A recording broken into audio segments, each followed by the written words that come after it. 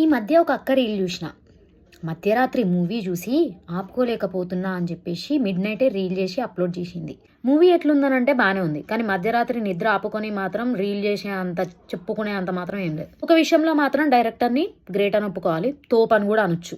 ఎందుకనంటే సినిమాలో చాలా క్వశ్చన్ మార్క్స్ ఉంటాయి. అన్నిటిని క్వశ్చన్ మార్క్స్ లాగానే వదిలేశాడు. అసలు ఆ కురియచ్చన్ని అంతమంది ఎందుకు వెతుకుతున్నారు అనేది ఎక్కడా చెప్పడు. అండ్ ఆ పియూస్ ఎవడో, వాడి బ్యాక్గ్రౌండ్ ఏంటో, వాడు వీడి కోసం ఎందుకు వెతుకుతున్నాడు అనేది కూడా క్లారిటీ ఉండదు. లాస్ట్కి ఆ మిలాతి అమ్మ వాళ్ళ మొగుడిని ఎట్లా బంధించింది, అంత పకడ్బందీకి ఎట్లా ప్లాన్ చేసింది అనేది కూడా ఎక్కడా రివీల్ చేయలేదు. రివీల్ కాదు, అసలు మనకి ఆడియన్స్కే వదిలేసిండు. సినిమాని రీల్స్లో మాత్రం చాలా హైప్ చేసి క్లైమాక్స్ని ఏఐలో కూడా చూపిస్తున్నారు.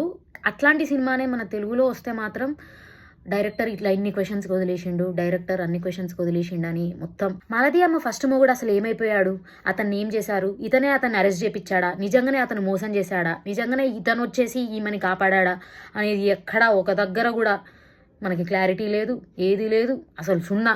మనకే వదిలేసిండు. మనమే అందులో కన్ఫ్యూజన్లో ఏం జరుగుతుందా అని మూవీ చూడడం కోసం అట్లా. వేరే ఇండస్ట్రీ మూవీస్ని ఎంతో కన్సర్న్ తోటి, ఎంతో ఇంట్రెస్ట్ తోటి మనం చాలా బాగా ట్రీట్ చేసి అందులో చాలా మైనస్లు ఉన్నా కూడా ప్లస్ లాగా చూస్తాం. కానీ మనం మూవీస్ని మాత్రం అలా చూడం.